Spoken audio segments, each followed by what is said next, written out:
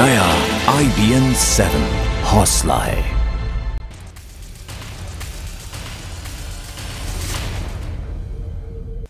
स्वागत है आपका। शुरू करते हैं हमारा खास बुलेटिन सारा देश 100 खबरें।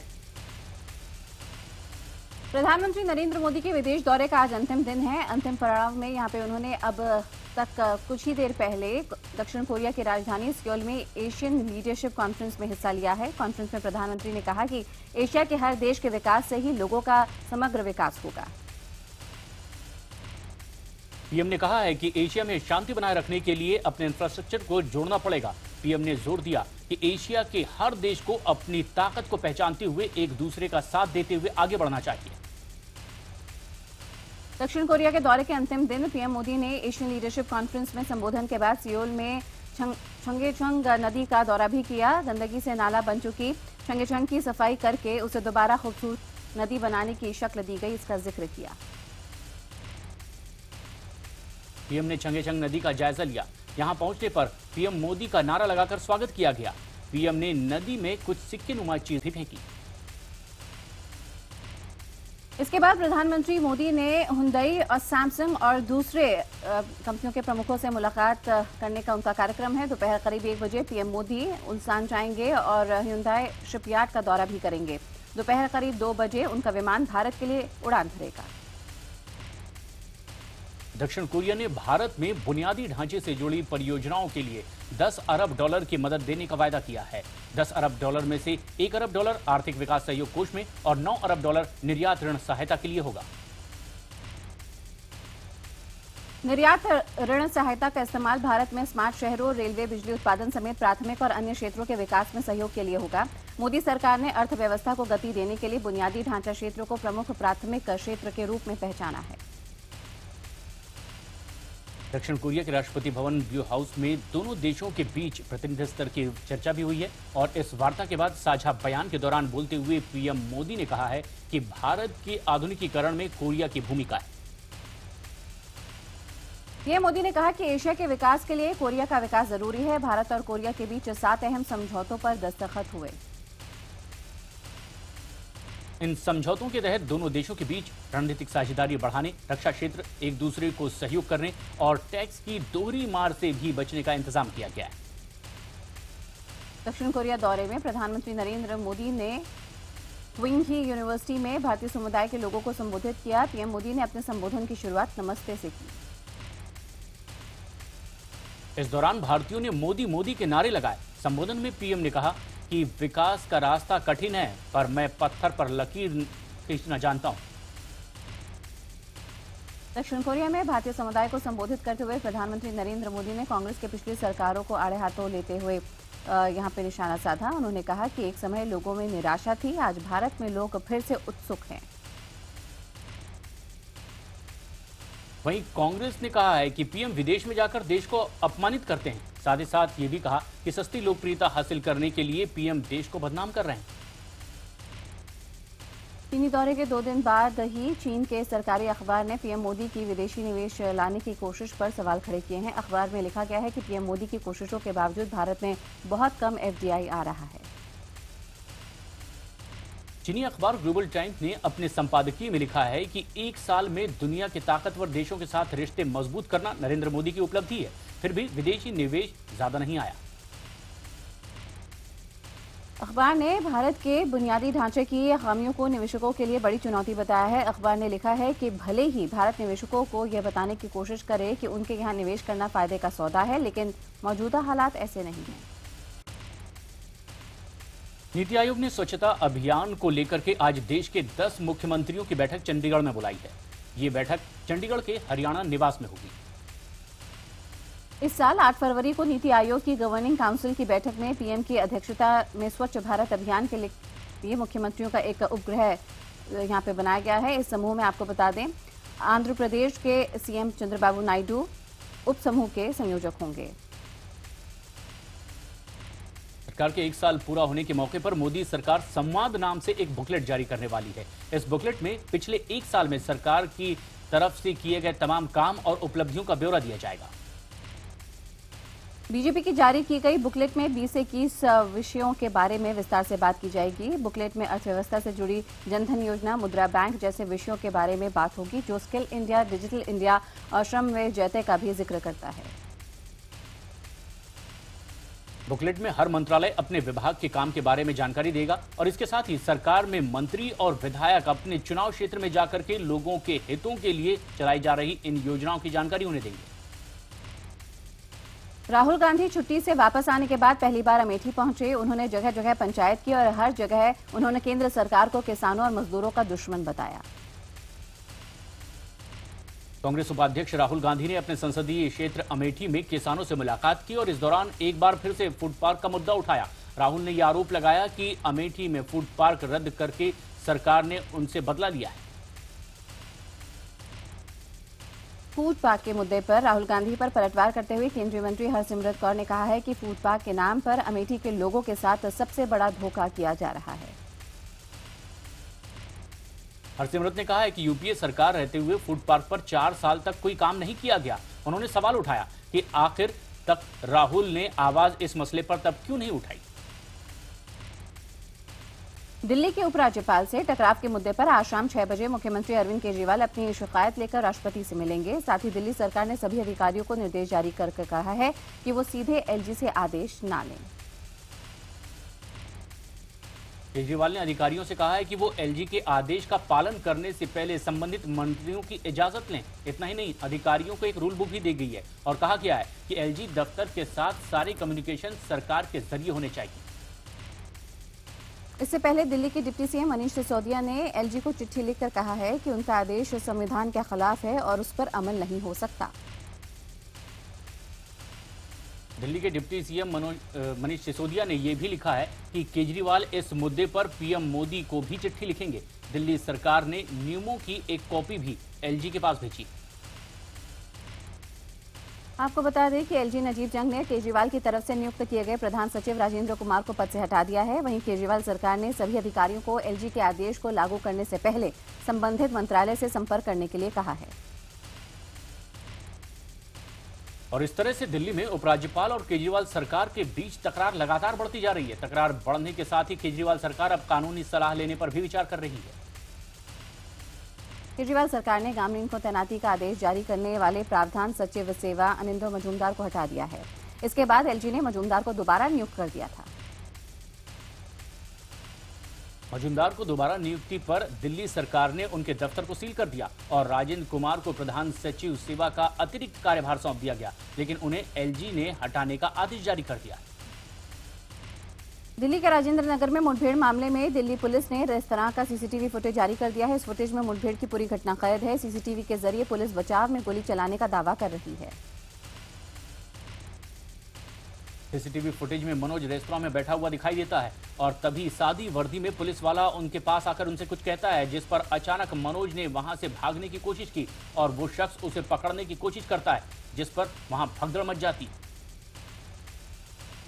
सीसीटीवी में दिख रहे वीडियो में सादी वर्दी पहने बाकी पुलिस वाले मनोज को दबोच लेते हैं और फिर एक के बाद एक 4 गोलियां चलने की आवाज आती है और उसके बाद मनोज विशिष्ट फर्श पर गिर जाता है।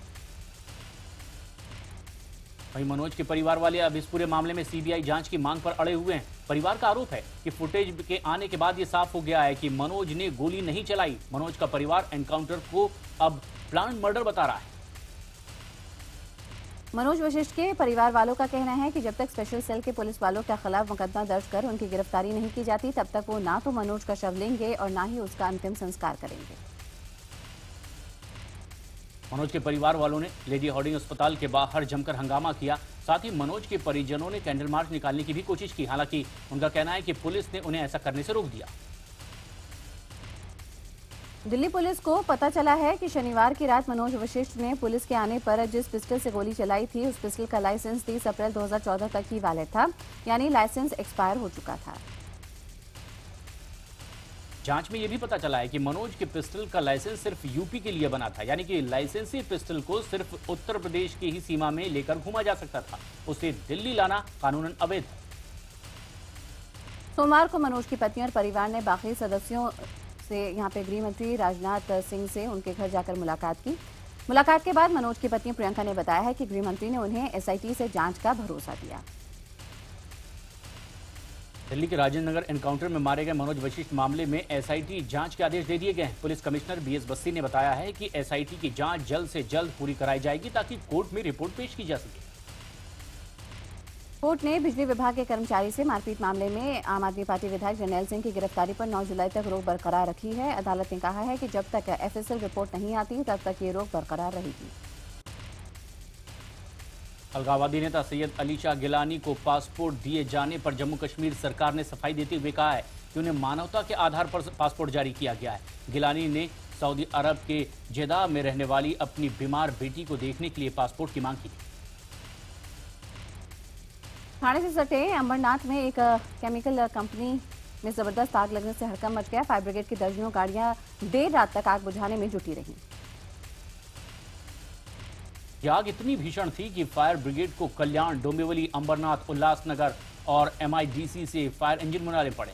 आग के चलते लाखों के नुकसान की भी आशंका जाहिर की जा रही है। दिल्ली और दिल्ली से गुजरने वाले 10 साल पुराने कमर्शियल वाहनों को नेशनल ग्रीन ट्रिब्यूनल ने 25 मई तक की मोहलत दी है। डीजल से चलने वाले कमर्शियल वाहन अब 25 मई तक जब्त नहीं होंगे। डीजल वाहनों पर सुनवाई के दौरान एनजीटी ने केंद्र और दिल्ली सरकार से कहा है कि वो विस्तृत रिपोर्ट लेकर आए कि दिल्ली और एनसीआर में कुल कितने वाहन कितने साल पुराने हैं।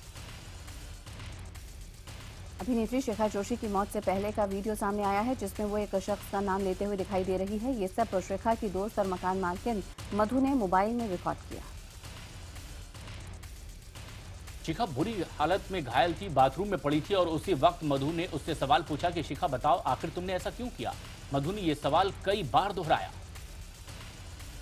तब शिखा ने कराहती हुई आवाज में कहा कि डॉक्टर शर्मा और शादीशुदा मर्द इसके लिए जिम्मेदार हैं और फिर बेहोश हो गई। इस दौरान वीडियो में कई और लोग भी दिख रहे थे लेकिन किसी ने भी शिखा को अस्पताल ले जाने की जल्दबाजी नहीं दिखाई। इलाहाबाद स्टेशन में एक शख्स नंदनकानन एक्सप्रेस की छत पर चढ़ गया और ऊपर से गुजर रहे बिजली के हाई टेंशन तार की चपेट में आ गया। युवक कुछ देर तो बेहोश रहा लेकिन इसे चमत्कार ही कहेंगे कि वो मरा ही नहीं और थोड़ी ही देर में उसे खुद ब खुद होश भी आ गया। पुलिस ने उसे इलाज के लिए अस्पताल में भर्ती कराया है। सूरत के एक हीरा फैक्ट्री में काम करने वाले अतुल गोटी ने हीरा फैक्ट्री की दूसरी मंजिल से कूदकर खुदकुशी कर ली है। खुदकुशी की ये घटना सीसीटीवी कैमरे में कैद हो गई। अतुल 10 साल से कंपनी में हीरा चमकाने का काम करता था। उस पर 58 सेंट की असली हीरे की जगह नकली हीरा रखने का आरोप लगा था। बताया जा रहा है कि बदनामी के डर से अतुल ने दूसरी मंजिल से कूदकर खुदकुशी कर ली। राजस्थान के रणथंभौर नेशनल पार्क में उस्ताद नाम के बाघ को चिड़ियाघर भेजने पर सवाल खड़े हो गए हैं। दावा किया गया था कि जब तक ये साबित नहीं हो जाता कि बाघ नरभक्षी है या नहीं, इसकी जांच के बगैर उसे शिफ्ट नहीं किया जाएगा। 45 डिग्री तापमान में बाघ की शिफ्टिंग से उसकी जान को भी खतरा हो सकता है। विशेषज्ञों का यह भी मानना है कि ये टाइगर मैन ईटर नहीं है। बाघ की शिफ्टिंग के खिलाफ जयपुर हाईकोर्ट में आज सुनवाई है। भारतीय लेखक अमिताभ घोष अंतर्राष्ट्रीय बुकर पुरस्कार के लिए 10 फाइनलिस्ट की लिस्ट में शामिल होने वाले इकलौते भारतीय लेखक हैं। अंतर्राष्ट्रीय बुकर पुरस्कार का ऐलान आज लंदन में किया जाएगा। पुत्र जीवक वटी को लेकर बाबा रामदेव ने एक बार फिर से सफाई दी है। बाबा रामदेव ने जेडीयू सांसद केसी त्यागी पर चुटकी लेते हुए कहा कि अगर उन्हें कोई शंका हो तो वो शिवलिंग पुत्र जीवक खाकर देख लें, उन्हें क्षत्रिय कन्या पैदा होगी। लखनऊ के भूलेपर गांव में एक परिवार ने समाजवादी पार्टी के विधायक अलीमुल हक पहलवान पर लोगों को उकसाकर उनके घर पर हमला करवाने का आरोप लगाया। परिवार के मुताबिक विधायक के उकसाने पर भीड़ ने उनके आधे घर गिरा दिए। पीड़ित परिवार के मुताबिक भीड़ ने गाड़ियों को भी तोड़ दिया। दहशतजदा परिवार पिछले 3 दिन से छिपा किसी तरह हिम्मत जुटाकर जब वो मामले की रिपोर्ट लिखाने पहुंचा तो उल्टे पुलिस ने उन पर समझौते के लिए दबाव डाला। झारखंड के 5 जिलों में 38 पहाड़ों के गायब होने से जुड़ी याचिका पर सुनवाई करते हुए हाईकोर्ट ने कड़ी नाराजगी जाहिर की है। कोर्ट ने अवैध खनन को रोकने के लिए राज्य सरकार के उठाए गए कदमों के बारे में शपथ पत्र दायर करके निर्देश दिए। समस्तीपुर में धीरज की बाइक की चपेट में आकर विलुप्त हो रहा शाही प्रजाति का जीव घायल हो गया है। मानवता के नाते उसके उपचार के लिए पशु चिकित्सालय पहुंचा तो वहां पर उसकी कोई मदद के लिए नहीं था। अब इसे लेकर डीएम ने यहां कुछ और भी निर्देश दिए जहां पे दुर्लभ जीव को बचाने की फरियाद लगाई जा रही है। मध्य प्रदेश के उमरिया जिले में भैंसों ने बाघ के हमले से अपने मालिक की जान बचा ली। चरवाहा शंभू जब भैंसों को तालाब के पास पानी पिला रहा था, तभी झाड़ियों में बैठे बाघ ने उन पर हमला कर दिया। जब बाघ शंभू को मारने की कोशिश कर रहा था, तब मालिक को मुसीबत में देखकर भैंसों ने बाघ पर हमला कर दिया, जिससे घबराकर बाघ ने शंभू को छोड़ दिया और उसकी जान बच गई। मध्य प्रदेश में अब मुख्यमंत्री कन्यादान योजना के तहत होने वाली शादियों में शौचालय भी दहेज में मिलेगा। इन शादियों के लिए दिए जाने वाले सामान की सूची में शौचालय जोड़े जाने के निर्देश नगरीय प्रशासन विभाग ने जारी कर दिए। राजस्थान के राजसमंद की खमनोर पंचायत की महिला सरपंच ने भेदभावपूर्ण व्यवहार का आरोप लगाया है। भगवती देवी के मुताबिक वो भील जाति के लिए हैं और इसलिए ग्राम सेवक ने कुर्सी की जगह जमीन पर बैठकर काम करने के लिए उनको कहा है। दरअसल जिलाधिकारी ने सरपंच को बुलाया था, लेकिन मिलने आई सरपंच कुर्सी की जगह जमीन पर बैठ गई। पूछे जाने पर उसने असलियत बताई। बाद में जिलाधिकारी ने ग्राम सेवक का तबादला कर दिया। मध्य प्रदेश के टीकमगढ़ में पुलिस पर आरोप लगाया है कि उनकी प्रताड़ना से तंग आकर 13 साल के एक लड़के ने केरोसिन डालकर खुदकुशी कर ली, जिसके बाद नाराज परिवार वालों ने शव को चौराहे पर रखकर चक्का जाम किया। परिजनों का आरोप है कि पुलिस ने चोरी के शक में नाबालिग को निर्वस्त्र कर मारा पीटा और थाने में 3 दिनों तक उसे बंद रखा। इतना ही नहीं, बच्चे के घर जाकर भी उन्हें परेशान किया गया। यूपी के शाहजहांपुर में दबंगों पर 4 दलित महिलाओं को निर्वस्त्र कर घुमाने का आरोप लगा है। आरोप है कि पीड़ित महिलाओं के परिवार का लड़का दबंगों के परिवार की लड़की को भगा ले गया, जिससे नाराज दबंगों ने इस घटना को अंजाम दिया। घटना के 2 दिन बाद कांग्रेस नेता और पूर्व राज्य मंत्री जितिन प्रसाद ने पीड़ित परिवार के गांव में जाकर उनसे मुलाकात की है। इसी दौरान जितिन प्रसाद के इलाके के एसपी आशाराम यादव से भी नोकझोंक हो गई।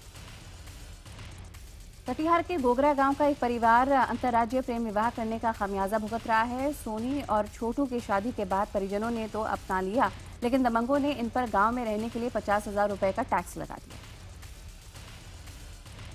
प्रेमियों का ये अंतर्जातीय विवाह गांव के दबंगों को इस कदर नागवार गुजरा कि इन लोगों ने गांव की सड़क पर चलने से भी इन्हें रोक दिया। साथ ही पूरे परिवार की 3 बार से भी ज्यादा पिटाई की गई है। इससे पूरा परिवार अब परेशान है। बिहार के लखीसराय में दामाद ने अपने ससुर की गोली मारकर हत्या कर दी। जहां पत्नी को ससुराल से लेने पहुंचे लाला के साथ पत्नी ने जाने से इनकार किया, तो गुस्से में लाला ने अपने ससुर को ही गोली मार दी। फायरिंग के बाद मौके पर ही उसकी मौत हो गई। लोगों ने आरोपियों को पकड़कर जमकर पीटा। घटना की सूचना पाकर मौके पर पुलिस पहुंची और मौका वारदात से देशी कट्टा और क्षतिग्रस्त कार को भी बरामद कर लिया। एटा में प्राइवेट डॉक्टर राजीव कुलश्रेष्ठ ने एक महिला के ऑपरेशन के लिए 30,000 रुपए मांगे। गरीब किसान चंदपाल ने 25,000 रुपए डॉक्टर को दिए। अब डॉक्टर 10,000 रुपए और मांग रहा है और इसके लिए चंदपाल की पत्नी को बंधक बनाकर रखा है। चंदपाल अपनी पत्नी मीरा को छुड़ाने के लिए अब सड़कों पर भीख मांग रहा है, लेकिन चंदपाल 10,000 रुपए अब तक जमा नहीं कर सका है। इस मामले के अधिकारियों के संज्ञान में आने के बाद भी प्रशासनिक अधिकारी ने दबंग डॉक्टर के खिलाफ अब तक कोई कार्रवाई नहीं की है। औरैया में चेकिंग के दौरान पुलिसकर्मियों ने जब बाइक सवार को रोकने की कोशिश की, तो बदमाशों ने सिपाही को ही गोली मार दी और मौके से फरार हो गए। घटना के बाद गंभीर रूप से घायल सिपाही को जिला अस्पताल में प्राथमिक उपचार के लिए कानपुर रेफर किया गया। मऊ में परिवार और समाज की रजामंदी न मिलने पर प्रेमी जोड़े ने ट्रेन के सामने कूदकर आत्महत्या कर ली। युवती की शादी कहीं और तय हो जाने के बाद नाराज प्रेमी जोड़े ने रतनपुर रेलवे स्टेशन के पास आत्महत्या कर ली। वाराणसी की सिगरा पुलिस ने कैंट इलाके के एक होटल में चल रहे सेक्स रैकेट का खुलासा किया है। पुलिस ने मुखबिर की सूचना पर कैंट इलाके में मौजूद होटल सिटी विला में छापेमारी कर 4 लड़के और लड़कियों को हिरासत में लिया। कन्नौज में 2 दिन में 3 लाशें मिलने से पूरे शहर में हड़कंप मच गया है। पहली लाश गुलसराय इलाके में रेलवे स्टेशन में एक अज्ञात शख्स की लाश मिली थी और इसे पुलिस ने पोस्टमार्टम के लिए भेज दिया। दूसरी और तीसरी अज्ञात लोगों की लाश मनीमऊ रेलवे स्टेशन के पास तो तीसरी सड़क किनारे पड़ी मिली। फिलहाल 3 लाशों की शिनाख्त नहीं हो पाई है। वहीं पुलिस इस बात से परेशान है कि हत्याएं कौन कर रहा है। वाराणसी में 2 सगी बहनों ने अपने माता पिता पर ही नाजायज काम करवाने का दबाव डालने का आरोप लगाया। लड़कियों का आरोप है कि माता पिता उनकी बात न सुनने के चलते उनकी पिटाई भी किया करते थे। आरोपी माता पिता ने आरोपों को गलत करार देते हुए कहा है कि उनकी लड़कियां किसी के बहकावे में आकर उन पर ये इल्जाम लगा रही हैं। वहीं पुलिस मामले की जांच कर रही है। आगरा में एक शादीशुदा महिला ने एक युवक पर प्रेम में फंसाने और शादी का झांसा देकर यौन उत्पीड़न करने का आरोप लगाया है। शिकायत लेकर जब पीड़िता थाने पहुंची तो उलट पुलिस वालों ने उसे ही धमकाना शुरू कर दिया। पीड़ित महिला ससुराल वालों से खफा होकर अलग रहती है। इसके मुताबिक इसी का फायदा उठाकर युवक ने उसे शादी के भरोसे यौन शोषण किया। द्वारिका शारदा पीठ के शंकराचार्य स्वामी स्वरूपानंद सरस्वती ने पीएम मोदी पर टिप्पणी करते हुए कहा है कि पीएम मोदी बेहतर काम कर रहे हैं, लेकिन वो अपने उस बयान पर कायम नहीं है जिसमें उन्होंने कहा था कि ना खाऊंगा ना खाने दूंगा। हरियाणा के महेंद्रगढ़ में एक छात्रा के अज्ञात युवक ने सिर पर गोली मारकर हत्या कर दी। लड़की की 20 मई को शादी होने वाली थी। पुलिस इसे एक तरफा प्यार का मामला मान रही है और तहकीकात शुरू हो चुकी है। मध्य प्रदेश के रीवा जिले में अवैध रेत खनन में जुटे बदमाशों को जब इलाके थाना प्रभारी ने रोकने की कोशिश की तो बदमाशों ने उन्हें जेसीबी से कुचलने की कोशिश की है। इंस्पेक्टर ने गड्ढे में कूदकर अपनी जैसे तैसे जान बचाई। छत्तीसगढ़ में चोरों ने पुरी एक्सप्रेस से सफर कर रहे बिलासपुर के जेएमई सरोज कुमार के बैग से चोरों ने 1 लाख रुपए नकद और जेवर पर हाथ साफ कर दिया। मध्य प्रदेश के छतरपुर में एक मां ने पहले अपने दोनों बच्चों को जहर देकर मार डाला और फिर उसके बाद फांसी लगाकर आत्महत्या कर ली। फिलहाल पुलिस पूरे मामले की जांच कर रही है। मैच के दौरान अपनी दोस्त और फिल्म स्टार अनुष्का शर्मा से बात करने पर रॉयल चैलेंजर्स बैंगलोर के कप्तान विराट कोहली को बीसीसीआई ने अनौपचारिक चेतावनी दे दी है। आईपीएल के कोड ऑफ कंडक्ट में ये गलत है। रविवार को दिल्ली डेयरडेविल्स के खिलाफ मैच के दौरान विराट ने अनुष्का से तब बात की थी जब मैच बारिश की वजह से रुका हुआ था। आईपीएल के चेयरमैन राजीव शुक्ला ने कहा है कि इस बारे में उन्होंने विराट से अनौपचारिक बात भी की।